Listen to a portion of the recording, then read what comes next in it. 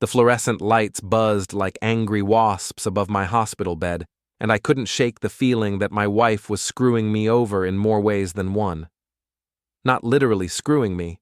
Hell, we hadn't done that in months. But as I lay there with my busted ribs and a leg that looked like it went 10 rounds with a meat grinder, I had plenty of time to think about how Angela had been acting lately.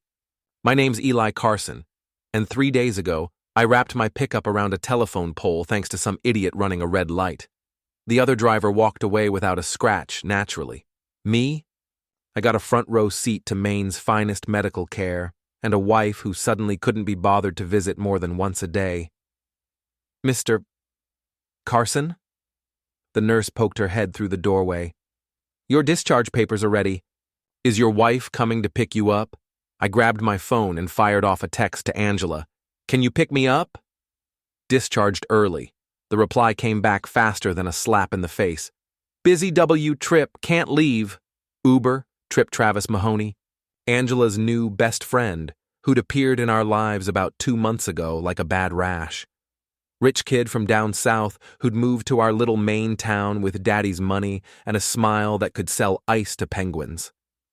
Angela claimed he was helping her with some real estate deal, but the way she lit up when his name came up made my teeth itch. All right, I texted back, though what I really wanted to say would have made a sailor blush. 20 minutes later, I was hobbling out of the hospital on crutches, waiting for my Uber, and wondering when my wife had become too busy to give a damn about her husband. The driver, a chatty guy named Derek who ran a local garage, recognized me from around town. Eli Carson, right? Heard about your accident. Tough break, man. He helped me into the passenger seat. Hey, you want to swing by the Lighthouse Diner? Big Lou's been asking about you. The Lighthouse Diner was the kind of place where everyone knew your business before you did. Lou Martineau ran it like a benevolent dictator, serving up gossip with the coffee and making sure nothing happened in town without his knowledge. Normally I'd pass, but something made me nod. Yeah, let's stop by. The diner was packed with the usual lunch crowd, mill workers, retirees, and local business folks grabbing a quick bite. Lou spotted me the moment Derek helped me through the door. Jesus, Eli! Look what they did to you. Lou was built like a refrigerator with arms, all muscle gone soft around the edges, but still intimidating as hell. Coffee's on the house. How you holding up? Been better, Lou. Been worse too, I suppose. Lou's expression shifted, and he glanced around before leaning closer. Listen, I don't like being the bearer of bad news, but your wife's been coming in here regular-like, with that Mahoney kid. My stomach dropped, but I kept my voice steady. Oh yeah? Just business lunches, I'm sure. Maybe. Lou's tone suggested he thought otherwise. They were here about an hour ago, actually. Looked pretty cozy in that back booth. Real cozy, if you know what I mean. Before I could respond, my phone buzzed. Derek, who'd been quietly nursing a coffee, showed me his screen. My buddy runs the security camera system for half the businesses downtown, including this place. Want to see something interesting? The footage was grainy but clear enough. Angela and Tripp, sitting close together in the back booth, her hand on his arm, both of them laughing like they shared some private joke. Then something changed. A uniformed cop approached their table, spoke quietly to Angela. Her face went white. Tripp looked like he might throw up, quickly gathering his things and heading for the back exit, while Angela followed the officer outside. What the hell? I muttered. Happened about 30 minutes ago, Derek said. Cop car's still out there. I looked through the diner window and sure enough, there was a police cruiser parked outside. My wife was nowhere to be seen. The ride home was quiet, my mind spinning with possibilities. Derek helped me to the front door and made sure I could get inside okay before heading off. The house felt different somehow, too quiet, too clean. Angela's car wasn't in the driveway. I made my way to the kitchen and found a note on the counter. Gone to handle some business. Dinner's in the fridge. Some business. Right. I spent the next hour going through the house with new eyes, looking for things I'd been too trusting to notice before. In Angela's dresser, hidden under some old sweaters, I found credit card statements for an account I didn't know existed. Charges for expensive restaurants, hotel rooms, and a jewelry store downtown, all within the last 2 months. In her car, which she'd left unlocked in her hurry, I found a spare key fob I didn't recognize. The tag read, Riverfront Apartments, in fancy script. Mrs. Deering, our 70-something neighbor, was working in her garden when I hobbled outside for some air. She had the sharpest eyes and ears in the neighborhood, and nothing got past her. Eli! Good to see you up and about. How are you feeling? Like I got hit by a truck, Mrs. D, but I'll live. She glanced toward my house, then back at me. I don't like to gossip, you understand, but I've been worried about you. Worried how? Well, Angela's been keeping some odd hours lately. Leaving real late at night, coming back before dawn.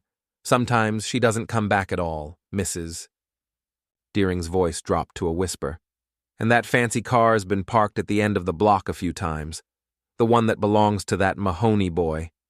My hands clenched into fists on my crutches. How long has this been going on? Couple months now.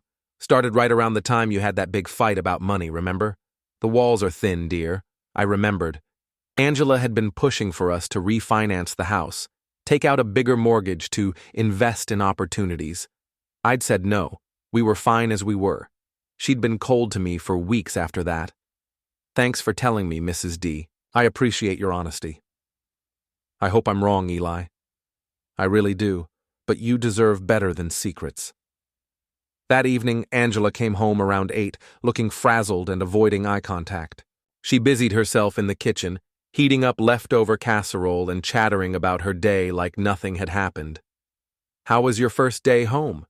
I'm sorry I couldn't pick you up, but Tripp had this emergency with one of his properties and... What kind of emergency? She paused, her back still to me.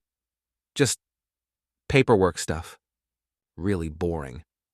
Boring enough to need a police escort? Now she turned around, and I could see the fear in her eyes before she covered it with irritation. What are you talking about? I saw you at the diner, Angela. You and Tripp. I saw the cop come talk to you. You were spying on me? I was having coffee with Lou. Hard to miss the drama when it's happening right in front of you. She set down the plate she'd been holding and crossed her arms. If you must know, there was some confusion with one of Tripp's property deals. The police just needed to clarify some paperwork. It's all sorted out now. Paperwork. Right. I pulled out the credit card statements I'd found. What about this paperwork, Angela? When were you planning to tell me about the secret credit card? Her face went through several shades of pale before settling on defiant red. That's my business account. For work expenses. Funny kind of work that requires hotel rooms and expensive jewelry. You're being paranoid, Eli. The accident must have rattled you more than we thought. Maybe you should talk to someone. And there it was, the classic move. When caught in a lie, make the other person question their sanity. I'd seen Angela use this technique on clients who asked too many questions about property deals. I'm thinking real clear, actually. Clearer than I have in months. She came over and put her hand on my arm, turning on the charm that had worked on me for 15 years. Honey, I know things have been stressful lately, but we're going to get through this. You just need to trust me. Trust. The word felt like broken glass in my mouth. Where's your car tonight, Angela? What? Your car. It's not in the driveway. How'd you get home? Another pause. Another lie forming behind her eyes. Tripp gave me a ride. My car's getting serviced. At 8 o'clock at night? It's a 24-hour place. I nodded slowly, filing away another piece of evidence. I'm tired. Think I'll head to bed early. Good idea. You need your rest. As I made my way upstairs, I heard her phone buzz with a text message, then another. Then a hushed phone conversation that lasted until well after midnight. I lay in bed, staring at the ceiling and listening to my wife lie to someone else for a change. Tomorrow, I decided, I was going to start getting some answers. The next morning, Angela was gone before I woke up. Another note on the counter. Early showing. Back this afternoon. A. I called Derek from the garage and asked if he could swing by. When he arrived an hour later, he brought coffee and a knowing look. You look like hell, Eli. Feel worse? Listen, I need a favor. A big one. Name it. I need to know what my wife's really up to. And I need proof. Derek studied my face for a long moment. You sure you want to go down this road? Sometimes ignorance is bliss. Ignorance is what got me here in the first place. I've been sleepwalking through my own life while she's been playing games behind my back. All right then. What do you need? We spent the morning setting up a plan. Derek had connections throughout town, guys who installed security systems, worked at cell phone stores, knew how to track vehicles without breaking any laws. By noon, we had a GPS tracker attached to Angela's car and access to several security cameras around town, including the ones at the riverfront apartments. This feels like overkill, I said, as Derek showed me how to access the camera feeds on my phone. Trust me, if she's playing games, you want all the evidence you can get. Courts don't like he said, she said anymore. The first real breakthrough came that afternoon. Angela's car showed up at the riverfront apartments at 2:15 p.m. and didn't leave until almost 6 p.m. The security camera caught her using a key to enter the building, not being buzzed up like a visitor. At 6:30, she walked through our front door with grocery bags and a story about spending the day with clients looking at properties across town. How'd the showings go? I asked from my spot on the couch. Great. I think we might have a bite on the Morrison place. This young couple from Portland, really motivated buyers. She was unpacking groceries as she talked, not meeting my eyes. What did you do today? Not much. Watched some TV, talked to Mrs. Deering. She mentioned seeing your car around town. Angela's hands stilled on a box of cereal. Oh? Where? Downtown area. Said you looked like you were in a hurry. Probably just running errands. You know how Mrs. Deering is. She sees drama everywhere. That evening, I got a text from Derek. Check the diner cam. Now. I pulled up the feed on my phone and there they were again, Angela and Tripp in the same back booth, but this time, they weren't alone. A woman I recognized as Carla Hutchins, who ran social media for half the local businesses, was with them. So was a guy in an expensive suit who looked like he'd rather be anywhere else. They were having what looked like a serious conversation. Carla was showing them something on her phone, and the suit guy was taking notes. Angela looked stressed, Tripp looked scared, and Carla looked like she was enjoying herself way too much. My phone rang. Lou from the diner. Eli, you might want to know that little meeting your wife's having? The guy in the suit is Seth Mahoney. Tripp's cousin. He's a lawyer from Boston. Lawyer? Yeah, and from what I could overhear when I refilled their coffee, they're talking about property transfers and asset protection. Thought you should know. Asset protection. The words hit me like a punch to the gut. They weren't just having an affair, they were planning something bigger. After Angela went to bed that night, I spent hours going through our financial records, looking for anything unusual. What I found made my blood run cold. Our joint savings account had been slowly drained over the past 2 months. Small transfers, never enough to trigger alerts, but adding up to nearly $15,000. The money had been moved to an account I didn't have access to. There were also several documents I'd apparently signed without reading carefully. Papers Angela had brought home claiming they were insurance updates or bank paperwork. Looking at them now with clear eyes, I realized I'd signed away my rights to several decisions about our shared assets. I'd been played, expertly, systematically, and thoroughly. The next morning brought another early departure and another note. This time I was ready. Derek picked me up at 9, and we drove to the riverfront apartments. The building was modern glass and chrome, the kind of place that cost more per month than most people made in 3. Unit 412, Derek said, checking his notes. Registered to Travis Mahoney. Lease signed 2 months ago. 2 months, right when he showed up in our lives. Gets better. I did some digging on your boy Trip. Trust fund kid like you thought, but he's been cut off. Daddy found out about some gambling debts and shut off the money tap. Kid's been scrambling to find new income sources, like my wife's real estate connections, or your wife's husband's assets. We sat in Derek's truck across the street, watching the building. At 10:30, Tripp's silver BMW pulled into the parking garage. At 11:15, Angela's car followed. You want to go up there? Derek asked. I thought about it. Part of me wanted to kick down the door and confront them both. But the smarter part, the part that was finally waking up after months of being played for a fool, had a better idea. No. Let's go to the gym. The Riverside Fitness Center was where Tripp worked out every day at noon. I'd learned this from Carla's Instagram posts, where she frequently tagged him in workout selfies. The woman documented everything online, which was about to work in my favor. I was waiting by the weight rack when Tripp walked in, all confidence and expensive workout gear. He spotted me immediately, and his face went through several interesting expressions before settling on fake concern. Eli! Man, I heard about your accident. How are you holding up? Oh, taking it one day at a time, learning a lot about myself, about other people too. Something in my tone made him take a step back. That's good, man. Personal growth is important. Absolutely. Like learning who your real friends are, who you can trust. I moved closer, using my crutches to crowd his space without being obviously aggressive. Speaking of trust, how's that apartment working out for you? The one at Riverfront? His face went white. I don't know what you're talking about. Sure you do, Tripp. Unit 412. Nice place. Great view of the river.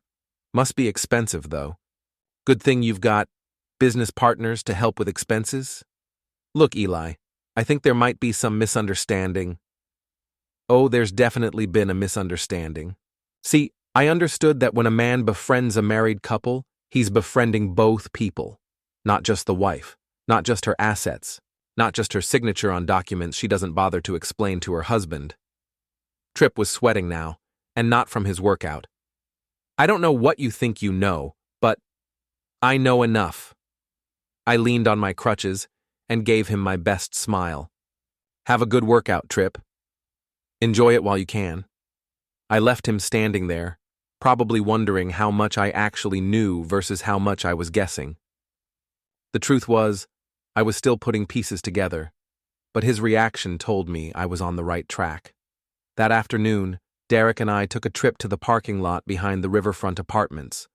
Tripp's BMW was parked in its usual spot, gleaming silver paint job reflecting the afternoon sun. Shame about these old Maine winters, I said, pulling out a box cutter. Really hard on car tires. Eli, you sure about this? I'm sure about a lot of things now. 4 quick cuts later, Tripp's tires were flat as pancakes. We were back in Derek's truck parked across the street when Tripp and Angela emerged from the building 20 minutes later. The look on Tripp's face when he saw his car was priceless. Angela looked around nervously while he called for roadside assistance, probably wondering if this was random vandalism or something more targeted. I had Derek drive slowly past them as we left. When Tripp looked up and saw me in the passenger seat, I gave him a friendly wave. That evening, Angela was quieter than usual. She kept checking her phone and jumping at small noises. Everything okay? I asked over dinner. Fine. Just tired. It's been a long day. I bet. Lot of running around dealing with other people's problems. She looked at me sharply. What's that supposed to mean? Nothing specific. Just that your job must be stressful, trying to keep everyone happy. My phone buzzed with a text from Derek. Posted the tire-slashing video on the community Facebook page. Tagged it as random vandalism downtown. Carla's already shared it with crying face emojis. I smiled, which seemed to make Angela even more nervous. What's funny? Just something Derek sent me. Local news stuff. She went to bed early again, but I could hear her on the phone until well past midnight. The conversations were getting more heated, more desperate. Tomorrow, I decided, it was time to start turning up the heat. The next morning, I was ready when Angela tried to leave early again. I'd positioned myself in the living room with a clear view of the driveway, and when she headed for her car, I called out, "Angela, wait up. We need to talk." She froze with her hand on the door handle. "I'm running late, Eli. Can it wait?" "No, it can't." I stood up, balancing on my crutches. "I know about the apartment." The color drained from her face, but she tried to play it off. "What apartment?" "Unit 412 at Riverfront. I know about the secret credit cards, the transferred money, the papers you had me sign. I know about all of it." For a moment, she looked like she might try to keep lying. Then something shifted in her expression, and I saw a flash of the woman I used to think I knew. "Eli, you don't understand. It's not what you think." "Then explain it to me." She came back inside and sat down across from me, her hands shaking slightly. "Tripp and we've been working on a business deal. A big one. But it required some upfront investment, and his family cut him off financially. So, you decided to invest my money without telling me. Our money. And I was going to tell you once everything was finalized. I didn't want to get your hopes up in case it fell through. What kind of business deal requires hotel rooms and expensive jewelry?" She was quiet for a long moment. "There were networking events, client dinners. You have to spend money to make money in real estate." "And the apartment?" "Tripp needed a local address for the business registration. I co-signed as a favor." Every word was carefully chosen, technically plausible, but missing huge chunks of truth. I could see her calculating how much to admit, how much she could still hide. "Show me the business papers." "What? If this is all legitimate business, show me the documentation. Partnership agreements, investment contracts, projected returns. Show me something that proves this isn't just you stealing from me to fund your affair." "It's not an affair." "Then prove it." She stared at me for several long seconds, and I could practically see the wheels turning. Finally, she stood up. "I don't have to prove anything to you. You're being paranoid and controlling, and I'm not going to stand here and be interrogated in my own home. Our home.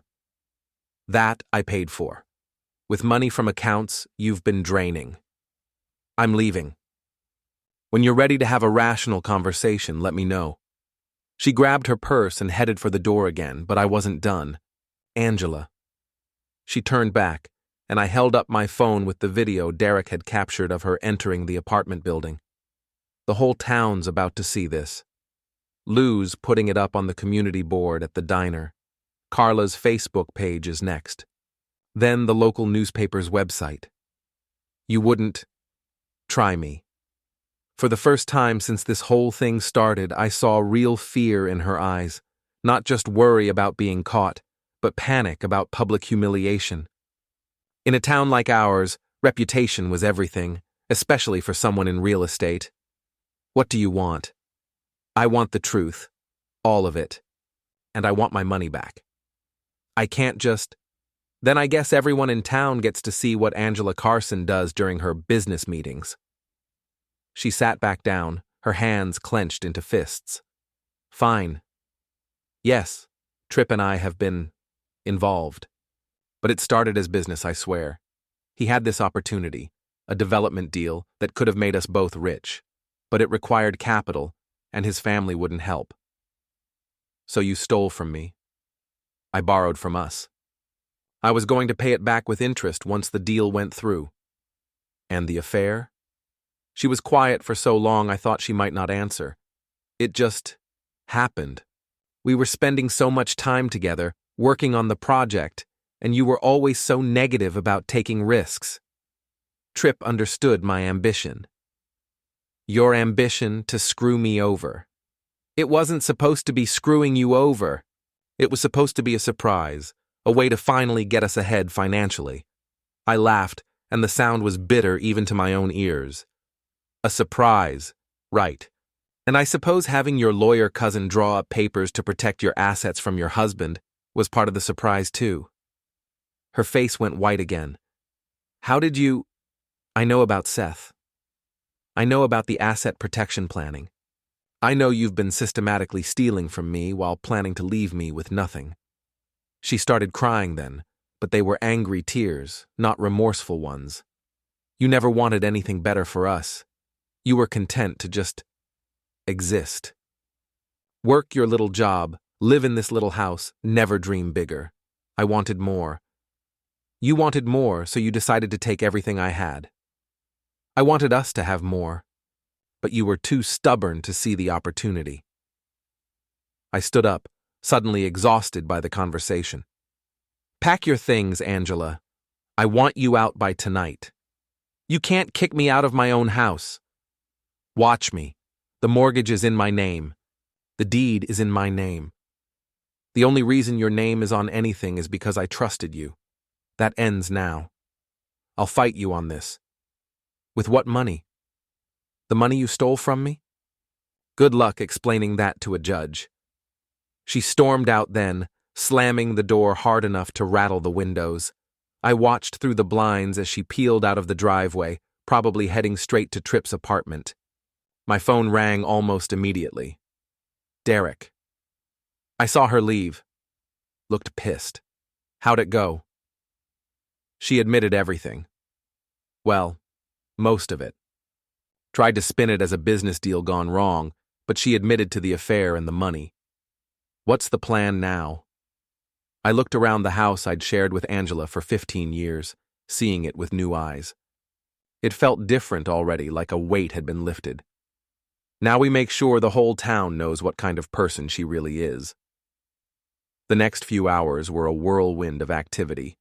Derek came over with his laptop, and we started uploading evidence to every social media platform and community forum we could find. The video of Angela entering Tripp's apartment building, screenshots of the secret credit card statements, photos of the papers she'd had me sign without proper explanation.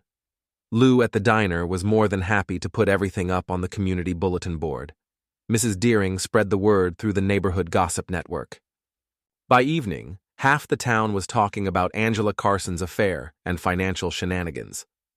My phone started ringing around 6 p.m., first Angela, screaming about how I was ruining her reputation and her career. Then Tripp, trying to sound reasonable while threatening legal action.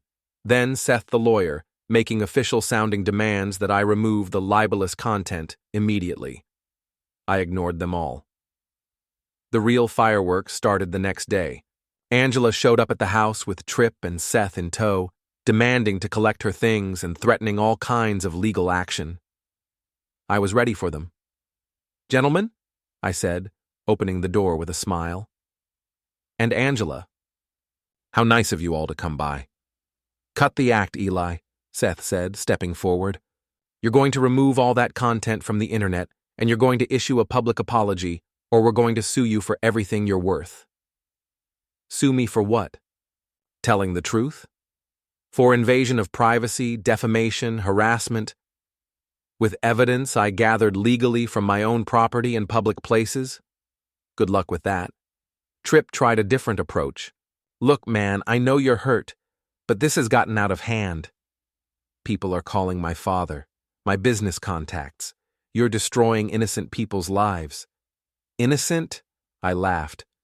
You seduced my wife, helped her steal my money, and tried to manipulate me into signing away my rights to my own assets. Which part of that makes you innocent? The business deal was legitimate. Show me the paperwork. Silence. That's what I thought. Angela finally spoke up. Eli, please. I made mistakes, but I never meant to hurt you. Can't we work this out like adults? Adults don't steal from their spouses and lie about it for months. Adults don't have affairs and then gaslight their partners into thinking they're crazy. I'll pay back the money. All of it. With interest. With what money? Your real estate license is probably going to be suspended once your clients find out what you've been up to. And Tripp here is broke, remember? The three of them exchanged glances, and I could see them running out of options. "What do you want?" Seth asked finally. "I want Angela to move out permanently. I want every penny of my money returned within 30 days. I want a signed confession detailing exactly what you all did, and I want you to stay the hell away from me." "And if we do all that?" "Then maybe I don't send copies of everything to the state real estate board and the IRS. That got their attention." Angela went pale. Tripp looked like he might throw up, and even Seth seemed shaken. "You can't prove," Angela started. "I can prove you used fraudulent documents to access joint accounts. I can prove you transferred money without authorization. I can prove you lied to financial institutions about the purpose of loans and credit applications." I smiled. "Want me to keep going?"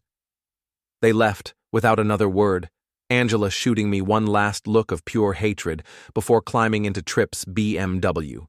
3 days later, I had my money back and signed confessions from all three of them. Angela moved out of town entirely, taking a job with some real estate company in Boston. Tripp followed her, his tail between his legs and his trust fund permanently revoked. Seth went back to Boston and never set foot in our town again. The local gossip mill ran for weeks on the story of Angela Carson's affair and the husband who got his revenge.